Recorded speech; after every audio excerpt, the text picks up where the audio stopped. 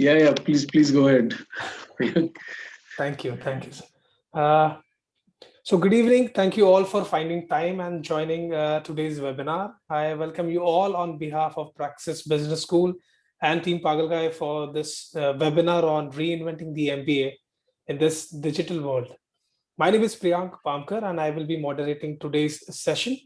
As you all are aware of today's topic, we intend to help you leverage the power of an MBA to embark on a successful career in this data-driven digital world. Before I start, may I request 100% of your attendance to today's webinar? And to do that, I will just request at least 5 of you all to go in the chat box and comment that I'm ready. Once you type it out, once we have 5 responses, we will start the webinar as soon as I have 5 responses. Can you do that for me, please? Yeah, we've got 2. Come on, 3 more. We've got 3. Fantastic. So we have 5 responses. Thank you, audience, for your responses. Before we start the webinar, I would like to give a brief introduction to the eminent guest speaker that we have today in this webinar with us, Professor Charanpreet Singh. Good evening, sir. Hi, good evening. Professor Charanpreet Singh, founder and director at Praxis Business School Foundation, has been a part of the corporate world for more than 20 years now and has a rich experience in industries as varied as cryogenic steel, international trade, consulting, and IT, with organizations such as British Oxygen, Tata Steel, PwC, and Compaq HP. At HP, he was country manager, marketing for SMB, when he decided to switch to his first passion, academics, and embarked on a mission to set up a business school of the highest quality in the country. A winner of the Chevening Scholarship for Young Managers awarded by the British government, he has strong professional interests in the area of information technology, analytics, and business communication. He has taught at the University of Iowa and has been a visiting faculty at IIM Lucknow, IIM Raipur, and IIM Shillong as well. He is also a member of the marketing subcommittee at the CII East and the IT subcommittee at the Bengal Chamber of Commerce. Before I invite Professor Singh, I would like to inform all our audience that we will be having a Q&A session at the later half of the webinar. So I request during the presentation, if you have any queries or questions or anything you would like us to address, I will request you to put it down on the chat box. And having said that, I will now invite Professor Singh to start this webinar. Yeah, thanks, Priyank, and good afternoon, everyone. Or I think it's right in the middle of the border of afternoon and evening. So happy to see you here. So what I'm going to do today is I'm going to talk about what is happening in the world around us. It's been happening for a while now, but the pace has got accelerated because of the pandemic that we saw since the beginning of last year. And so this is the digitalization of the world, and we will examine the impact of this on the way we work and live, and hence on the way people have started recruiting, and hence on the kind of skills you need to do well in a world which is becoming progressively digital. And hence, if you are contemplating an MBA, what are the things you need to look for in the MBA? And I think a lot of institutes are at this point in time going through the same thought process as to how do they change, in time to meet the required changes in the industry. Since I've worked with the industry for a reasonably long time, and have also been in academics for the last 13 or 14 years, so I have a pretty fair idea of how we look at the world from both sides. And so that's what I'm going to do. So I have a small presentation. I will make that and I'll take you through it. Please feel free to ask questions. And if we have a good number of questions while I'm talking, I would request Priyank to kind of just stop me so that we can answer those questions. Definitely. Otherwise, we will finish that and then I'll take your questions at the end. So does that look okay, Priyank? Good to go, sir. Good to go. So let me share this screen. Yeah, so this is what we're going to talk about today. I mean, not praxis, but managerial skills in the digital world, because I've kind of combined the digital world with managerial skills, because I think that's what the audience here is looking at, in the coming couple of years. So pretty much, I'll start with a very short description of what is this digital world, because I think it's one of those words that everybody uses, but I don't know if everybody figures out what this really means. So we'll try to contextualize it and concretize it. And then what are the skills required for leadership in the digital world? Because I firmly believe that if you're going to do an MBA, and I belong to that part of the time when if you did an MBA, you did that to get into leadership roles eventually. Nowadays, lot more people do an MBA, but I think we should lose track of the fact that we should aspire to be leaders, and you don't have to be the head of the government or the country to be a leader. You can be a leader in your own small way in whatever you do. So leadership is, I think, more in your head than in your designation. And then why do we do an MBA? And I'm sure you all have your reasons, so I'll share mine. And hence, how do you choose the right MBA option? Because I think you got to be a little careful now when you choose your school, and I think it's an important decision for all of you. But you got to look at some of the things that you want to make sure are available to you over the next 2 years before we make that choice. So we will discuss that as well, because this whole area is getting churned in a big way, and faster than most academicians can keep pace with, right? So this is our agenda, and so what is this digital world? So basically, we are experiencing what is called a digital transformation. Okay, and these are some of the things that are causing it. So and right at the forefront of it is technology. And if you look at history, whether it was the fire or the wheel, every time we've progressed in history, it's been because of technology, right? And but the challenge is that technology took its sweet time, between, let's say, the start of, let's say, the wheel till about the 1970s or 80s. It gave us time to catch up. But over the last 40, 50 years, the speed of change has become dramatic. Okay, and so has the extent of change. Bill Gates wrote a book on this in the 1980s. I think if he revisits that book, he will realize that when he was talking, his book was called Speed of at the Speed of Thought, right?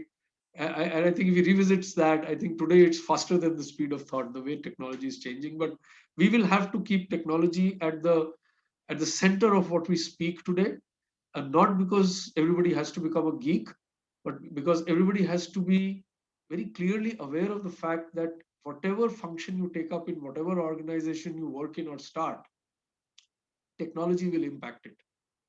And if you understand technology and if you can use it fruitfully, you will have a successful business or a career, right? And then communication, I mean, and this is something which was at one point in time difficult to. I did my engineering at IIT Kanpur, and there were pluses and minuses of everything. It was so difficult to call from Kolkata to Kanpur in those days. You had to book a call and wait for 10 hours to get through. That my parents had absolutely no clue of what I was doing, because we were never in touch. So I used to suddenly land up one day saying I got holidays. But today, think of, I see students, my students in my B school, every 15 minutes they are in touch with home. So are you studying or not, and how did you write your exam, and how did the quiz go? So we are communicating all the time, to the extent that there was an ad which said that ab India bolega, because India has not stopped talking since then, right? Because it's so easy to communicate. Now, what does it mean for business? It means a lot for business, because people are talking about your company and about your brand without you not even knowing it. Okay, and conversations are happening which you cannot control, yet you have to run your business. So this is part of digital transformation. And then the second thing after technology that we need to focus on is data. You have to be not just data literate, but you have to be data fluent, to make any sense of the world that faces you today, right? And we will talk about it, so I'm not going to sit on this now. And then there's the Internet of Things, which is the new revolution happening. I think on an average, we will be wearing 7 IoT devices. Every human being on an average in the world will be wearing 7 IoT devices. So It's not just machines and your car and your AC that will carry it. We will become, the carriers of IoT devices. And what happens when you have IoT of things? You have more data. There is more technology. There's more data. There is more to analyze. There is more to confuse, but there's also more to achieve, right? And then we have automation. Big question, that is automation going to take away all jobs? The AI part of it. You have robotics, and AI is the next one here. So automation leads to more efficiencies. Automation leads to more effectiveness, but automation also leads to more development, and hence also to, creation of more jobs.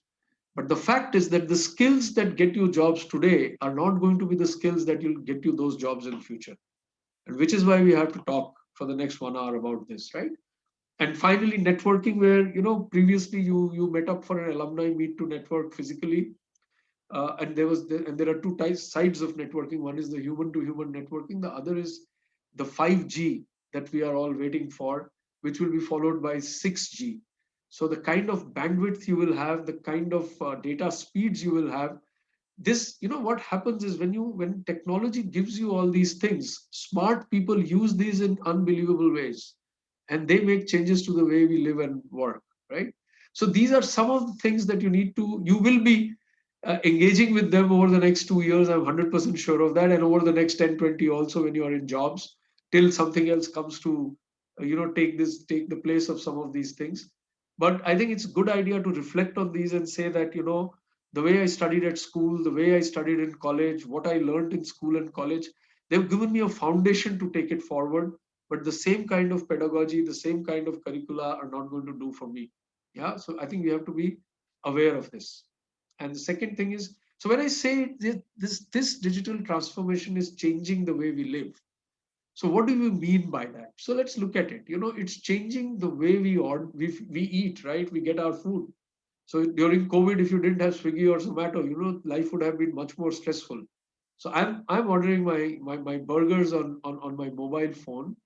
I'm working from home, and the impact of COVID-19, which was pretty large on the world, I think it would have been far more severe if we did not have technology and including the bandwidth. Okay, then humans and machines working together. So the RPA, the robotic process automation, right? And then what about entertainment? So for example, if people who are running cinema houses, what is their next step? Are they going to be able to compete with the Netflixes and the Amazon Primes of the world? Because sitting at home, you can watch whatever you want to at whatever time you want to. You don't have to book seats. You don't have to park, take your vehicle there. You don't have to commute, and you can pretty much order your popcorn also to at home, right? So this is how our life is changing. And the final one, the way we learn, because there is so much of knowledge and there is so much of pedagogy out in the world today, which you can access online, right? Now, how do I deal with a world like that? How does an organization, which, for example, was running cinema houses, deal with this world? So organizations don't deal with the world. People in organizations deal with the world. So people who have the skills to understand this world and work in this world are the people who are going to make a difference to the traditional organizations. And they are the people who are going to set up new organizations. And as far as I am concerned, you are the people who are going to do it, provided you acquire the right skills, right? So this is the, just setting the context of what we're going to discuss today. Yeah. If I'm going too fast, Priyank, just stop me, but I think we have a time constraint, so I'll just. We do have a time constraint. The speed is completely perfect, sir. Okay, fine. Great. Yeah, I'm not writing any algorithms, so I think these are easy things to understand, right? Yeah. So let me give you an example. Anybody who's been in Kolkata recognizes this yellow cab. Okay, if you are from Bombay, there is those black and yellow cabs, right? So this is how we commuted in the world, right? At one point in time, we had this cab. We called the cab. If we have to be lucky that if we are on the road, you can see one of these cabs, right? And you also have to be lucky if the cab says yes to you when you tell that cab driver where you want to go. That was replaced by the radio cabs, which was the main one, right? That was then replaced by what we use today is the Ola and the Uber. And that is going to be quickly replaced by the self-driving taxi. So does that change your world? Absolutely it does. Today you have both the Ola and the Uber applications on your mobile phone. You are completely restless if you have to wait for more than 3 or 4 minutes. No drive, and they are not supposed to ask you where you want to go. It's absolutely seamless compared to the yellow cab on the road. But the challenge is the yellow cab on the road was there for 100 years or more than that. If you look at the London cabs, 200 years. Then the menu cab ruled for another 20. And then you had the Uber. And within a very short time, you're going to have the self-driving taxi. So, the time in which we are evolving is getting compressed, and which is why you got to be a very good, very quick learner, right? Then let's look at Airbnb. It's the largest hospitality chain in the world. When I was growing up, and we were in a very innocent world at that time, if you had to be the best hospitality chain in the world, you had to have the best hotels, the most jazzy hotels, the most brilliant properties. If you look at the Hilton, you look at the Taj or the ITC chain, or everybody's the Novotels. I mean, you would have seen these hotels, the Marriotts.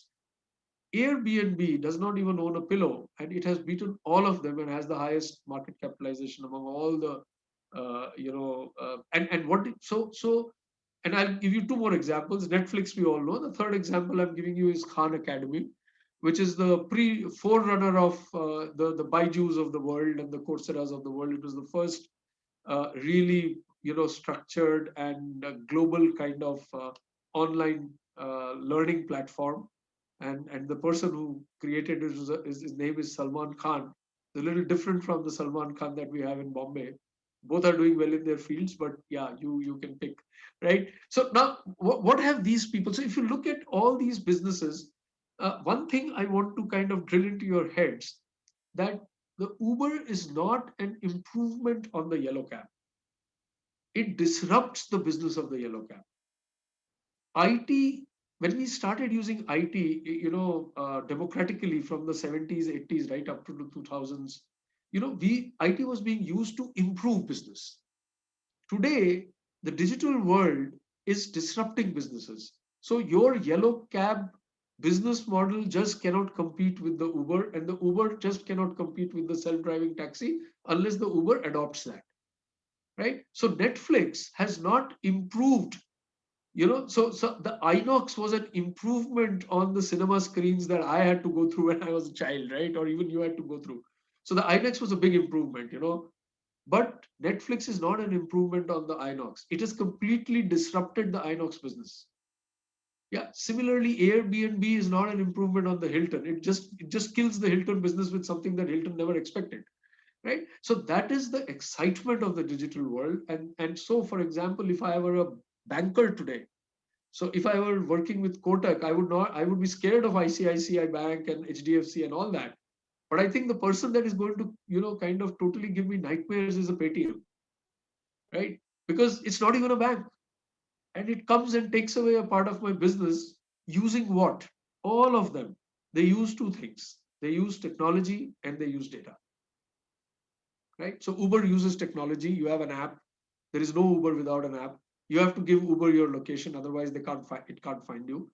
And then when you go to a place, you see that Ola is taking 10 minutes and Uber is taking 5 minutes. And if it happens consistently, all it means is that Uber has a better algorithm, it has a better data model, and it has figured out where it should place its cars better than Ola.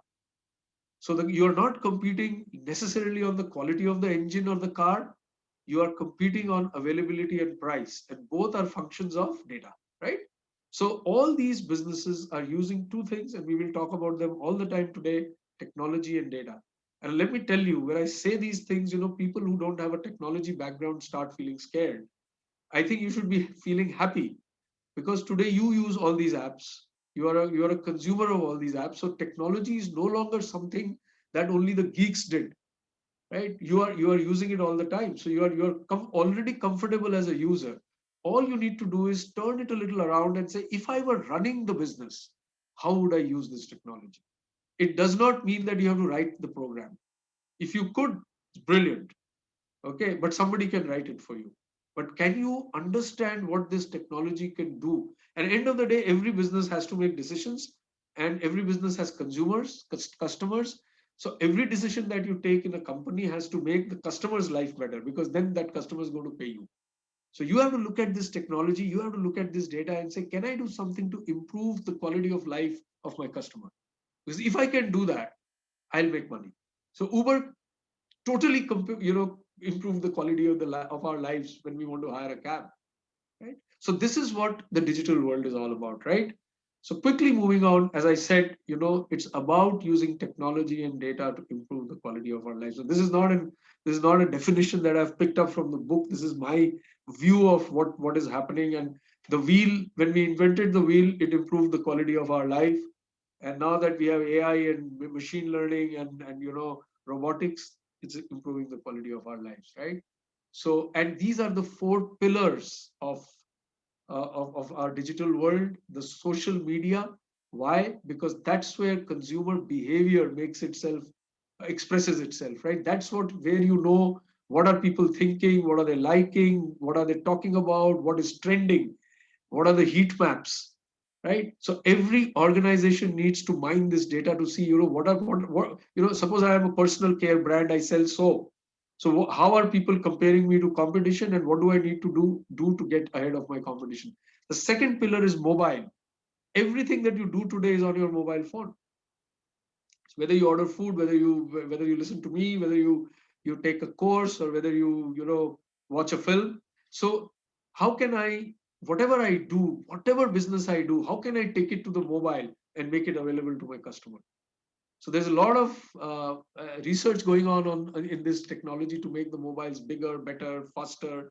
And I once listened to a professor of Oxford University at one of the conferences, and he says that we call the mobile phone a phone. Actually, it's a camera, right? Because people nowadays are more bothered about the quality of the camera, because speak you can anyway do, right?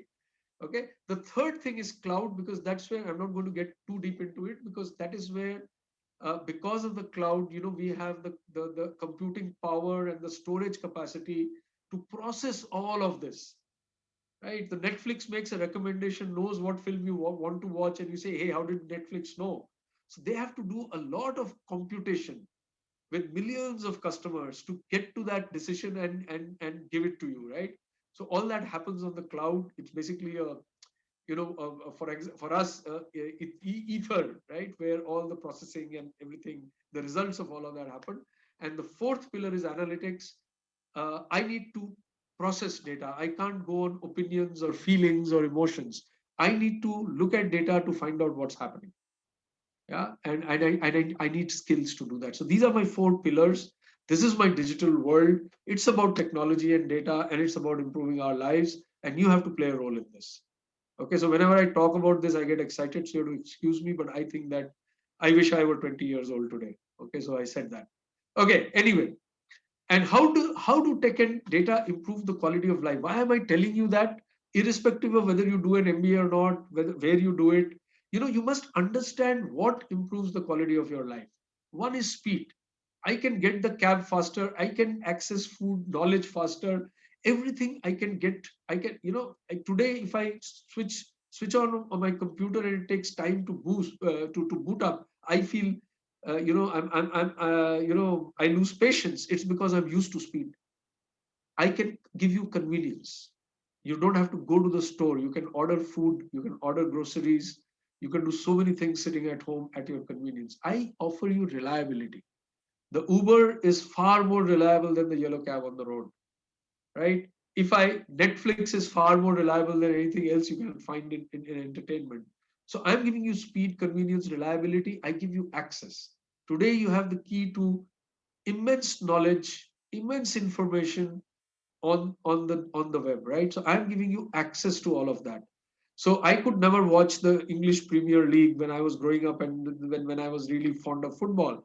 But when my son grew up, we had access to that, because we had all these channels that were streaming it to us.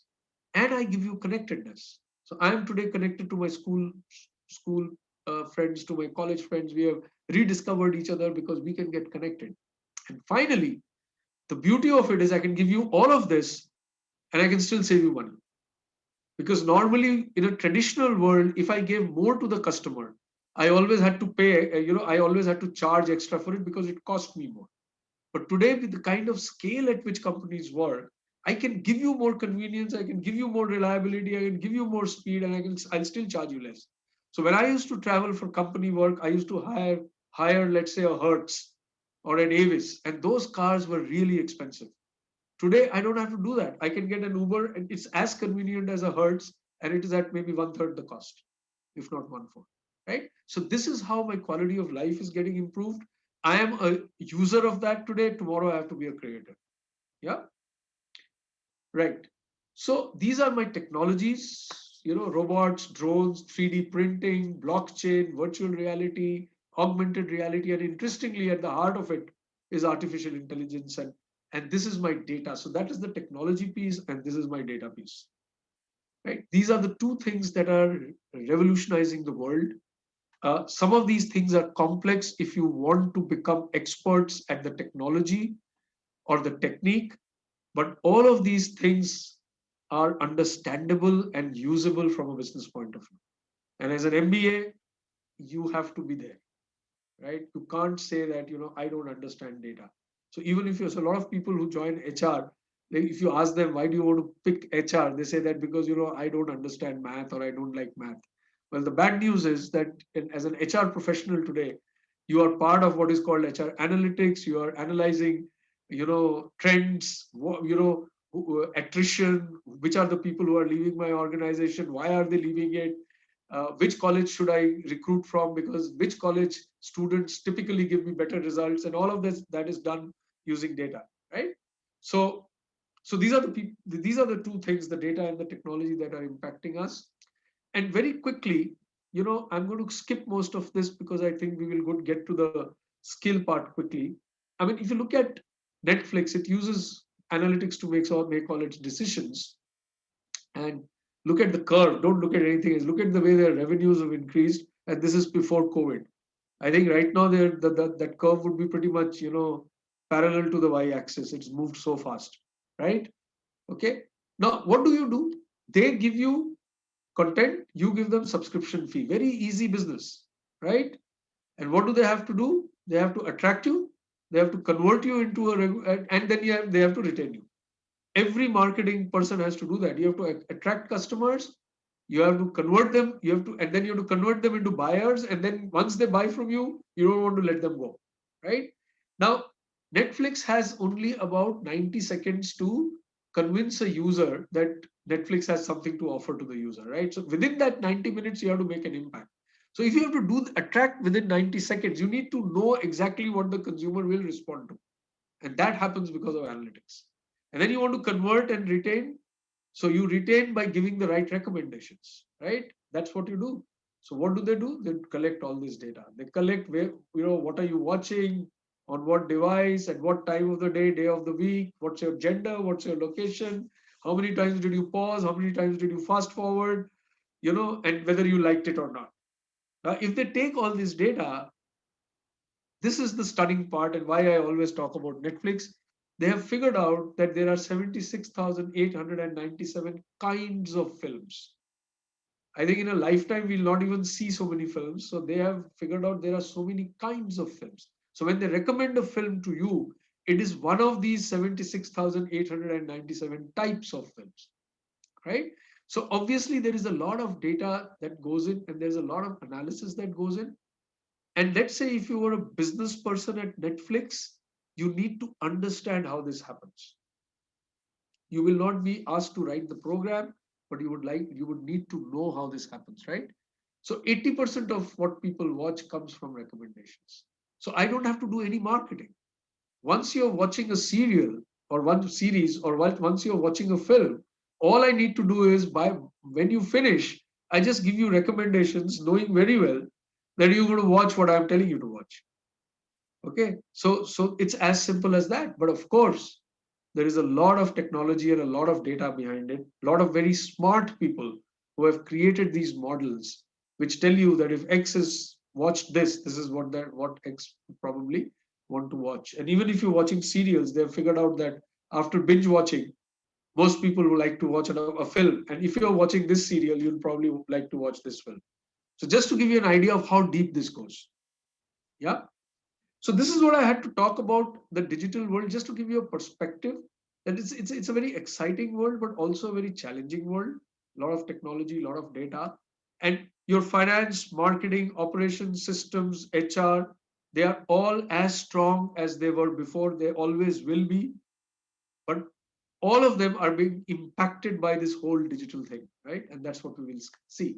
So, what are the skills that you need in this world? So let's start with my favorite, which is data. So just 1 minute on this. Data skills does not mean that you have to be absolute rock star at math, that you should be able to do triple integrals in your sleep. No, it doesn't mean that. It means that you should be able to read graphs, you should be able to read tables and make sense out of it. So if I tell you that, I am the brand manager of Lux, this is my last year's data. These are the number of people who recalled my name. These are the number of, this is my distribute. This is what I sold in different months. This is my TRPs on television. This is, how many people watched how many people tried Lux, how many people converted to Lux, and how many people could I retain, and all this data in 4 or 5 sheets. I should be able to look at that data and say, okay, fine, I think this is what is happening to my brand, and I think this is what I need to do. So we call it diagnostic analytics. I diagnose the problem using data, and then I have to implement my decision, right? So this is a must, because let me tell you, if you are not strong with data, you will lose out. You may still have a great career, but combining data skills to whatever career you have would give you a 40 to 50% enhancement.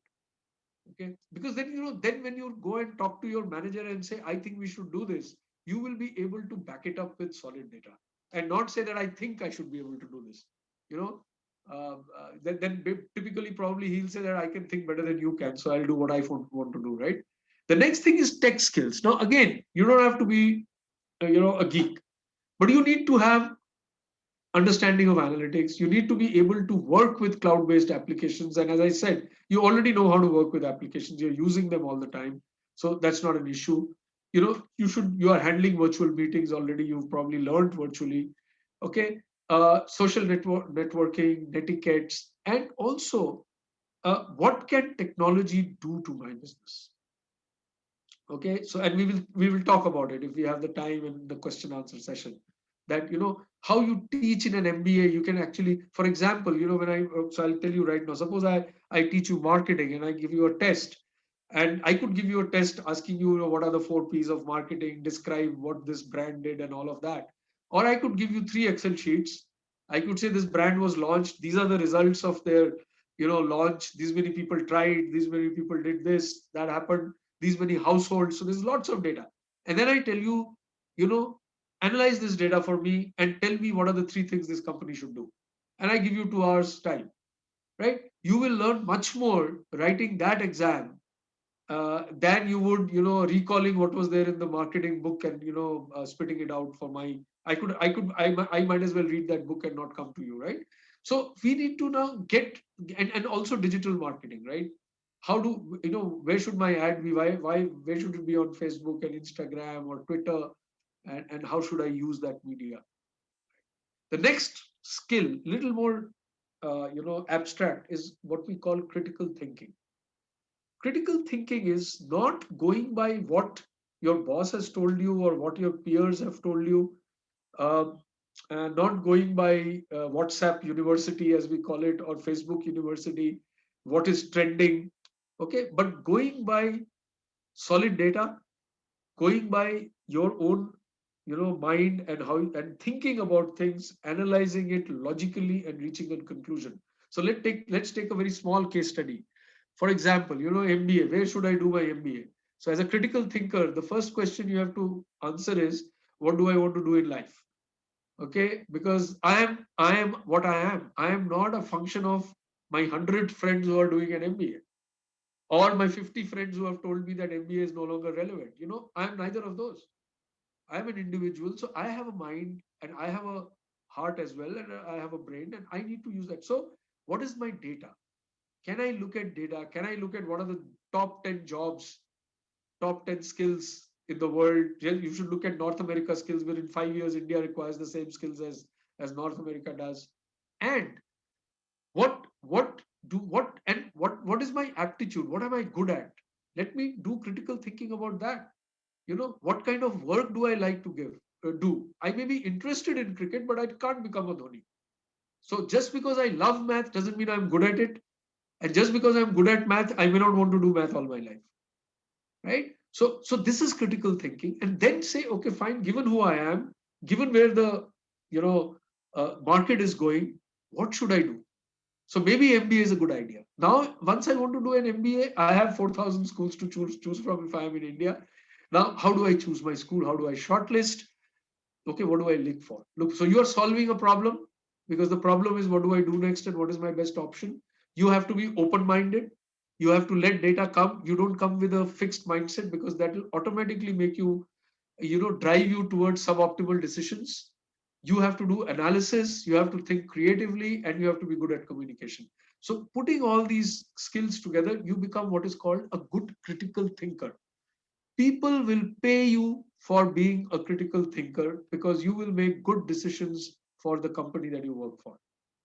And if you start your own business, you will be successful because you are a critical thinker. So we have to learn to think critically. Somebody sends you a WhatsApp message saying, this is what's happened, and this is why India lost, or this is a bad player, or this guy can never score runs because he hasn't scored runs in this innings.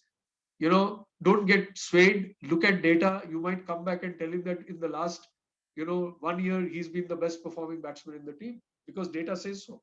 You are upset that he let you down at a crucial moment, right? So that's critical thinking. And then finally, learning skills. Because change is happening so fast, whatever you choose to do in the next 2 3 years, 5 years from now, what the knowledge you gain may not be valid. The programming language you learned may be replaced.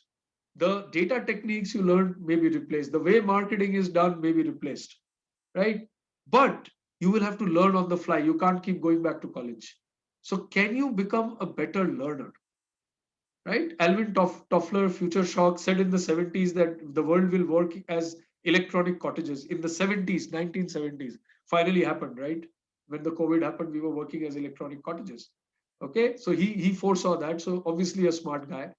And he also foresaw that you need to be a quick learner. So whenever you are learning, start reflecting on how you learn and say that, okay, this is good about my learning, and I'm not good at these things about my learning. So how can I improve my learning skills? Right? So can I be a better learner? Can I be a better thinker? I call these two skills transferable. Irrespective of where the world goes in the next 10 years, if you think well and you learn well, you will do well. Doesn't matter what the domain is, right? Okay. So in I'm putting it in a nutshell, digital world, technology and data, very important, and capable and continual learners. You have to have curiosity, courage to learn all the time. Critical and independent thinkers, you need to use your own mind and not the majority. There's a person who wrote Tom Sawyer, okay, and Mark Twain. He said that if every time you agree with the majority, you have to pause and reflect, something is wrong with you. Because remember, majority of the world, people in the world are not successful, right? So you have to think independently. You have to be a good communicator. You have to be an effective collaborator, because today you may have to collaborate with people across and hence diversity across religions, races, countries, geographies, and you may have to collaborate with them electronically without sitting with them in the same room. So you need to learn how to do that, and you have to drive transparency and ethics, because customers today can see everything. So you can't hide from the customers. So you have to be transparent and you have to be ethical, because customers are willing to pay more money for your products if you can prove that you follow ethical business practices, right? Customers want that today. So this is my, kind of talk on what are the skills you need for the digital age. And if this is a good time to stop for questions, or shall I continue, Priyank? Because I'll now talk about MBA options. So you may talk for the next 10 minutes. We have Okay. ample amount of time. Okay, fine. Great. So next is, why do we do an MBA? And normally in a class, I would ask this question and get all kinds of answers, right? And in India, sometimes the answer is that, I want to improve my CV because I want to get married. I've heard that myself, but I'm sure all of you have better reasons to do an MBA. So, I mean, kind of increased job opportunities, change in career path because I'm a techie or I'm doing my, I'm working in something else and I want to, I'm maybe a lawyer or I'm in, hospitality management, but I want to do something else. Networking opportunities, because even if you can learn the skills online, if you do an MBA on ground, you actually get an alumni to work with and gain managerial position, upgrade yourself, maybe go global and develop business knowledge and skills and aptitudes. That is what the knowledge and the skills that you learn there, and maybe also entrepreneurial skills. So a word on entrepreneurship is also running a business. It's not something outside of the business. An entrepreneur has to run a company. The company will have a financial function, it will have a marketing function, it will have an HR function, it will have operations and systems. So it's not not so different from working in a company because the functions are the same, except that you need some other skills and some other, I would say, temperamental, attributes for you to make a good entrepreneur. One of them is courage, of course, and the ability to take a risk. Okay, so typically these are some of the reasons you want to do an MBA. And how do you choose the right MBA option? So when we talk traditionally, so I'm just going to look at one side of it, is that you know there are certain things that make a school, an educational institution, better than others, number one. And number two, remember, MBA is a very career oriented subject. It's not something that you're doing for the love of it or the passion of it, right? So I could do a course in, let's say, piano playing, because I'm not going to be a player forever, but I'm just doing it. But I'm doing this with a very clear purpose that I want to take my career or my company forward. So now I'm going to give you a few options here. One is, so, and pedigree of faculty, quality of peer group. Let me put all these six down. And so if I ask students why, what do you look for in a B school, and they say the word is placements. Okay, and the placement is a very, there's a myth attached to placements. There are lots of ways you can publish placement figures and all this. It hides more than it reveals and all those things, right? But placements and performance after you get placed are a fallout of these things. If you are taught by good faculty, if you have good people in a group to work with, if the what you are taught and the way you are taught is relevant and contemporary, if you have the right physical and digital, today I think digital facilities are even more important than physical facilities in the institute to facilitate your learning. If you get, because you are actually a bridge between academics and pure academics and work is what an MBA is. If you have a good interface with the industry, and what is the culture and quality of campus life that the institute gives you, because that, see, you cannot learn if you're not happy and comfortable. You need to do that, right? So this is how. Now the question is, how do I figure this out? Some of this is measurable. I can go and look at the pedigree of faculty, where have they worked, what have they studied. I can look at some of these things, but mostly I think you need to talk to students, alumni of that institute, and find these some of these things out. But these are real things to look at, not the size of the ads, to choose a B school. And then, if you once you've chosen a B school, or while you are choosing a B school, when you look at curriculum and methodology, are they teaching what is contemporary, and what are they teaching the skills that you require for tomorrow? Is very important. And how are they teaching that, right? So another graph to say that a good business school will have a good peer group and good faculty. There'll be quality of learning. There'll be good placements, and not just that, you will perform well, which means that you'll take your career forward beyond just the campus placements, right? So now let's look at the traditional world, right? Typically, these were the 4 or 5 specializations you had: human resources, finance, ops, and systems marketing, right? Today, you also have a few more coming up, which are very tech and digital. Design thinking is one which is kind of combining everything. Data science, business analytics, fintech.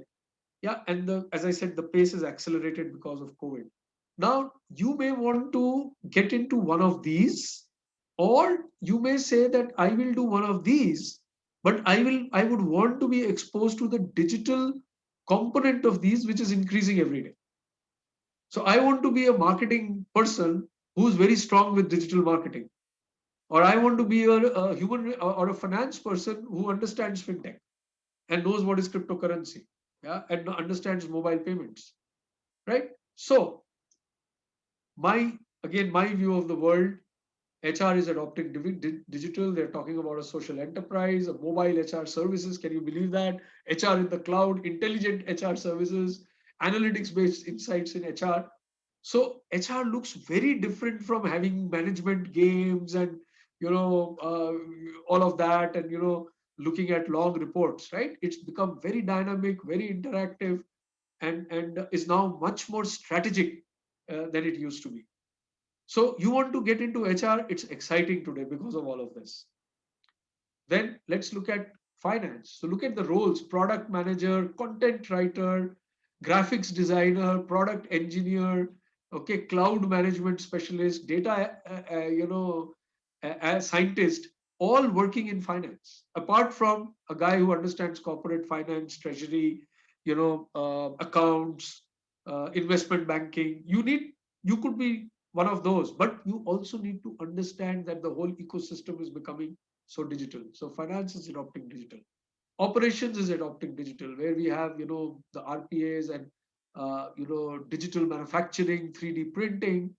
Okay, and finally, I mean, I cut the word out adopting because I think that marketing is not adopting digital; it is digital. It is digital today, right? So with all of this happening, you need to now understand what are the skills required, what you are good at, and where do you want to go from here, right? So this was my take on, you know, looking at what you want to do in an MBA, how to choose an MBA, a B school, what are the skills to look at, right? And then if we have a couple of minutes, I can talk maybe 2, 3 slides on Praxis. So this is an institute we set up in 2007, and then I'll take your question and answers. And then in 2011, we launched a course in business analytics. We were the first in India to do that, more because we wanted to differentiate ourselves, and we also never believed or thought that analytics will grow so big, right? And so what we've decided is that if you want to be part of the digital world, your ecosystem for learning has to be fear free. So there is a lot of doubt. You can doubt what the prof is saying. You can, because you are a critical thinker. You can question what's happening in class, debate, discuss, think independently. We want to teach students how to think. We don't want to tell them what to think. There are enough people telling us what to do, but you got to be independent and also create a student community that learns how to learn. So this is what we aim to do, and we are digital in everything we teach and everything we do. So first of all, our curriculum itself has gone through a digital transformation. So we teach data science, fintech, digital business, and data visualization in the first year itself. So although this looks scary to somebody who's done English or geography or accounts, but let me tell you, we teach it in a manner which is easily understandable to everybody, because these are now regular things. These are no longer geeky. It's like using a mobile phone, right?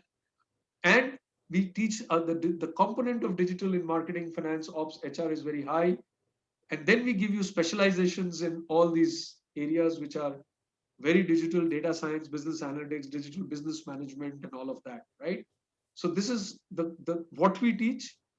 And our data science program is now ranked 2 in the country for the last 3, 4 years, and our cybersecurity program is ranked number 3 in the country. And so I'm skipping this, but so what we do is, one is the curriculum. The pedagogy is a lot of learning by doing. So there's a lot of work that you do in class, right? It's not just lecture. So we give you our slides as a pre-read, and we make you work in class a lot of time. And our assessment, most of our exams are open book. You don't have to remember anything.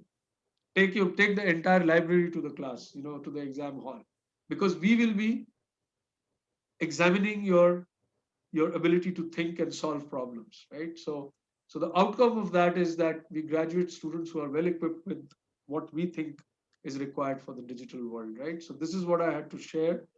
And if you want to look at placements, this is our placements for the year that was last year. We had a summer internship up to highest thing of 40 K per month, and this is our salaries, and these are the companies that came to us. and across manufacturing and FMCG and consulting and analytics kind of companies, banks, lots of banks. And then these are some of the companies that have already come to campus this year. We started late this year, like everybody else, so we're still not done with our, we just started our last term, and so we've had the big four. We've had some nice, interesting new economy companies and consulting, as well as marketing and sales and finance profiles. And this is what happens in the PGP of data science, which is a 9-month full-time course. Here the salaries are higher because a lot of people come with experience. We take some bright freshers as well, and similar brands, right? Lots of big brands, because this is like a real need for people, right? So this is what I had to share, Priyank. I think I did okay on time. Yes. And, yeah, good. So, thank you, Professor Singh, for that wonderful overview of the digital world, and also sharing with us the immense possibility that lies beneath the digital scenario that we have today in the country. You spoke about the fast-changing scale at which the industries are changing with the help of digital products that we have today. You also spoke about disruption, and you gave a wonderful example of from how do you convert from consumer to creator or service providers. I would like to I would like to take the questions with your permission now. Yeah, sure, please. Yeah. So the very first question, I think he has posed a very direct question to you. The question is asked by Saurav Mahumkar, and he asks, is it worth doing an MBA if your final aim is to start your own business in digital marketing and advertisement? If yes, can you provide more insights? So basically, he wants to know that how do I surf on the digital tsunami with the help of your MBA program that we have? Yeah, right. I think good question. So I'm not going to talk about my MBA, but I think his question is generally clear about should I do an MBA or not. Yeah. So sort of, even if you want to start your own company, and I'm very thrilled with this, that so many people want to start their own companies, and it's great for us because you'll create employment. But you to start a company in advertising or digital marketing, it's not enough to be good at advertising and digital marketing only, right? So an expert rarely starts a successful company, right? So while you have to be good at that, you also need to be good at finance. You'll have to raise finance. You also have to be good at operations. You have to understand how these different functions mesh with each other for a smooth engine that runs that company. How do so you need to also understand the technology behind running companies. You need to probably invest in an ERP. So and what an MBA does is it actually exposes you to all of these, and also in the process you learn in your second year when you do electives, you realize one depends on the other. There's so much dependency, right? So I think that an MBA makes a lot of sense if you want to start your own company. And I let me tell you, a lot of people who don't have an MBA and are entrepreneurs, they actually take time off and they do go and do an executive MBA because they feel that they now need to, organize their thoughts and run the MBA. The second thing about an MBA is that you'll get mentors for life. The profs who will be there you'll find one or two profs who are deeply interested in what you're doing. They become a mentor for life. And secondly, there are three batches that you get exposed to. The one that is your senior, the one that will come after you, and your own. And remember, whatever you do, you'll need customers. And believe me, your first customers will be people who believe in you, who've seen you in your college. And when we started Praxis, my first batch pretty much got placed by people from Kanpur who I studied with, University of Iowa who I studied with, who came back to India, and people I was at school with, and people I work with, right? So I think given all of that, it's a structured program. It will actually guide your thoughts in the right direction. Yeah? So I think it's useful. Sure. There's another question by Harish. He wants to know which specialization is best in the digital world. Is it in the HR or marketing or sales? Yeah, so I have got very simple answer to this. There is no best, right? So if you ask Federer which is the best game in the world to make money, he'll say tennis. And if you ask Messi which is the best game in the world to make money, he'll say football, right? So, and you can't say, and Messi cannot become a boxer because the boxer probably wins more money, right? So it depends. So you are at a stage where you're choosing your sport, okay, and you're saying which is the best sport. You have to pick the area where you think you will be able to do better than others. Okay. So if you are good at what you do, you will do well. So going back to HR, sales, and I don't know what the third one was, digital marketing, right? Yeah, it was HR, sales, and marketing. Yeah, marketing, right? So I would say sales and marketing are connected. I belong to the old school. If you want to manage brands in life, I think the first thing you need to do is get into sales, right? You don't have to specialize in sales. You specialize in marketing and sales as a specialization, but sales is a good way to start because you know what happens at the panwala level for your brand, which sitting in HO you'll never know, right? So and HR is again, as I said, becoming interesting. If you want to look at the number of jobs, obviously sales and marketing in terms of number of jobs will be more than HR, right? But if you are brilliant at HR, you'll do very well. So you have to look at yourself and take that decision. Thank you, sir. I think that also answers to the questions asked by Syed and Samri. I think that's clear. Another question which has asked been Vishal Shah. Now, this question has been asked by a lot of people on Facebook, those who are watching us on Facebook as well. Okay. Now, they want to know that does your college accept someone from the BCom background for data analytics course? If yes, then how? Yeah, sorry. Yeah. Go ahead. If yes, then how to cope up during the program? Yeah. Okay, so I'll take a minute to explain that. So we run as I said, a 9-month full-time data science program, which is a certification program, right? Which has all these senior people and also some freshers. We have started taking BCom people very rarely, but even in that program, which is quite geeky, because these are people who are passionate about technology and and they've done courses on their own and they're good at math and all that. Okay, so that is one part. The second part is in our MBA program. This is a 2-year PGDM. Sorry, not MBA, because people make a huge difference in that. So let me stick to the So in the 2-year PGDM, you can specialize in analytics, irrespective of your background. Because I'm saying again and again, understanding of data and understanding of business analytics is not restricted to people with a technology background now. I think we have to be very clear about that. So all you have to do is you join our program in the first year, and you have to qualify, right? You have to have your qualifications in place. We'll interview you and all of that. We look at your CV, and then when in your first year we have all the quant courses and the ops courses. So we have a certain grade that you need to get in, 4 out of 5 or whatever like that, and it's not really difficult to do that. If you are really interested in this, you will get those grades, and then you get that specialization. So it's open to all. There's no problem. Okay.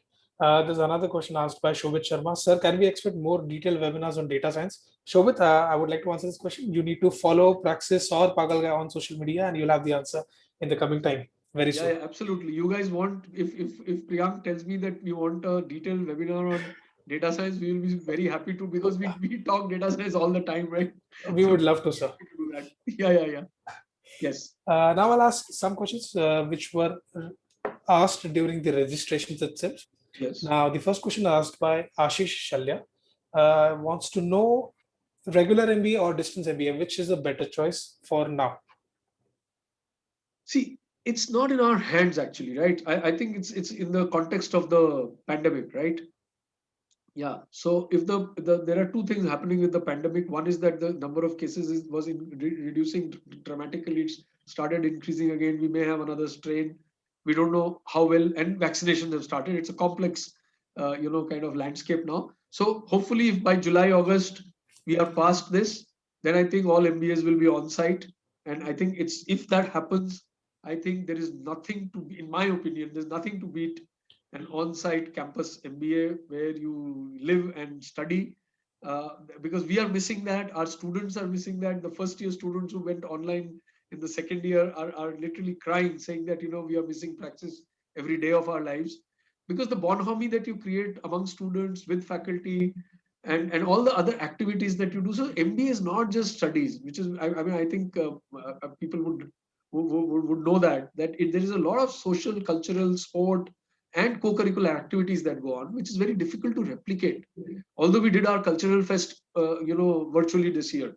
So I would say, if you have the option, if you have, and if you have the time, if you are not time poor, it's not in a job that you can't leave or anything like that, or a financial constraint, if you want to do an MBA and really, really make sense out of it, do an MBA where you can attend classes on site. Very clear. Thank you, sir. We have surpassed 6, and I would like to ask 2 more questions with Professor Singh's permission. I'm fine. If you're fine, I'm fine. I can stay. Yeah.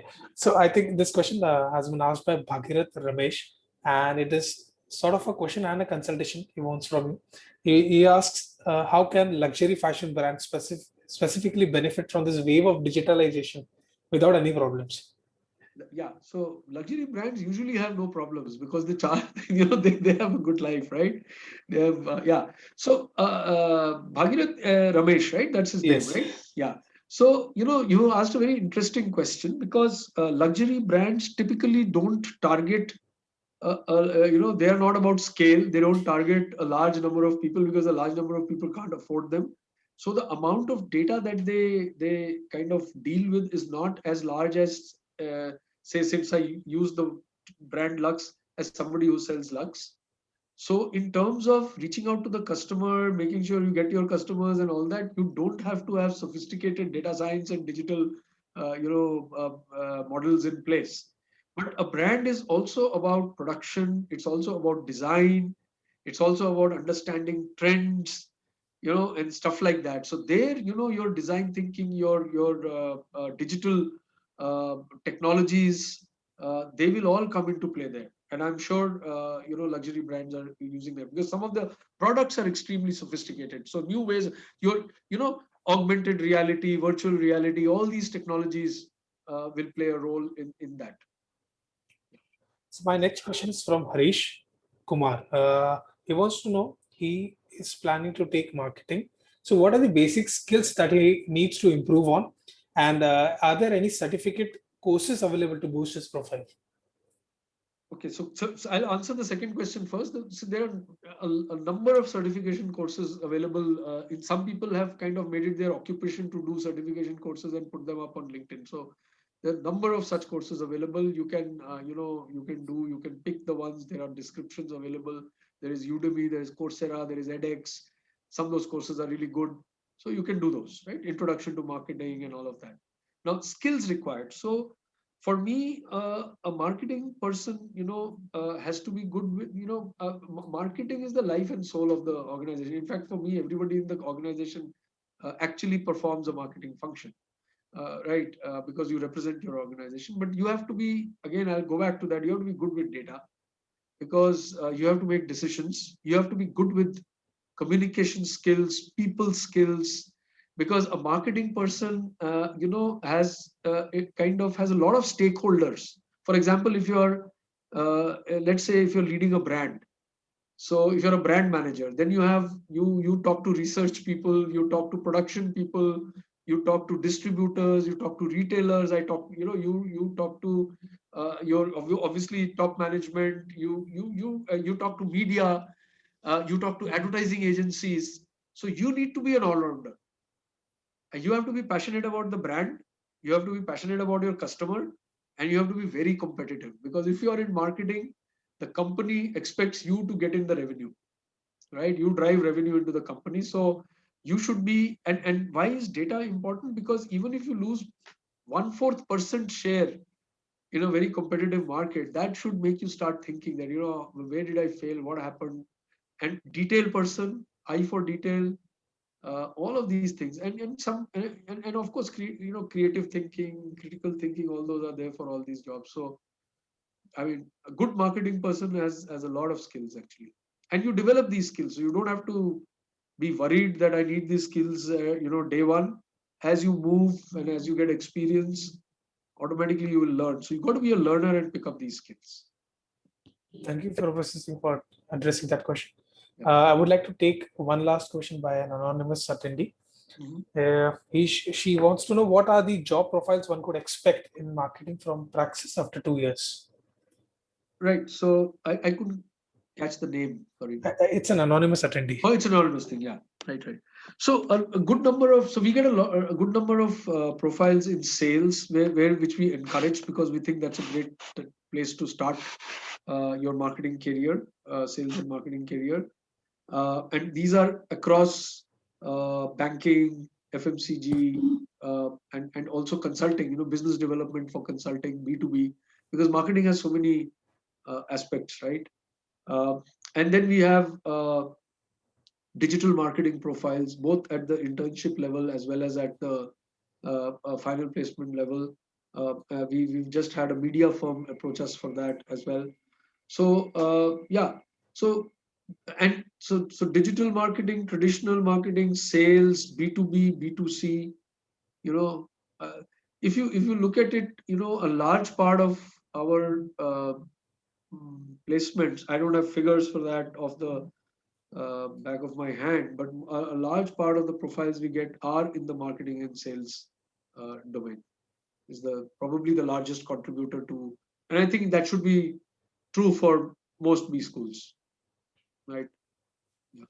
So I can't miss this question, as this has been asked by a lot of participants. One last question: how Yes. to choose the right specialization?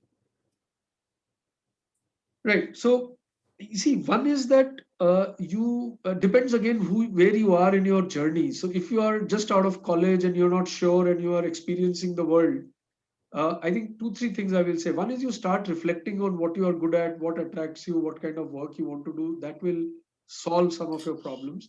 The second is, you get into the B school and you will be taught all the courses in the core year. So maybe that is the time, and you'll have seniors, you'll have professors. It's really funny how many people, if you take a survey, a large number of people would have chosen a specialization because they fell in love with one prof's teaching, and they said that he made the subject so interesting, right? So I had a prof in physics who made the subject so interesting that I went to do engineering at IIT, because, and I totally attribute it to him, because I became passionate about the subject, right? So sometimes things like that change your opinion, and sometimes, but I think it has to do with your intrinsic interest and your intrinsic capabilities. Don't lose sight of that, because whatever specialization you choose, you have to do well in that. Sure. So I think with that, we'll have to call an end to this webinar. Thank you, Professor Singh, for coming to today's webinar. It was a pleasure to have you as a special guest and the speaker for this webinar. I would also like to thank all our participants to joining for today's webinar, and we hope to see you again next time. Thank you. Thanks, Priyank, and thanks everybody else. Thank you, sir.